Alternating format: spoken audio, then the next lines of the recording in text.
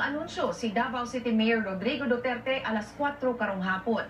Sa report ni CNN Philippines Davao correspondent Ben Tesorna, posibleng doon na kini kalambigitan sa piniliay sunod tuig. Ben? Bencho, imo ni Mayor Rodrigo Duterte ang iyang anunsyo sulod sa Grand Mensing Hotel din sa Davao City din sagad niyang imo na mga press conference.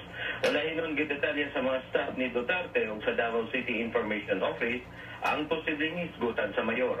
Matod sa Chief Aide ni Duterte nga si Bongo, simpleng press con lang ang himuon.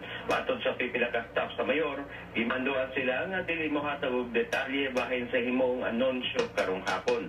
Mingon hinon ang laing tinubdan nga ipagawas na ni Duterte ang iyang official pronouncement.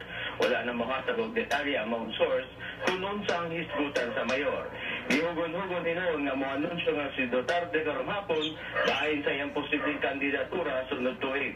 Makapila na miingon si Duterte nga dili siya mudagan pagka-presidente.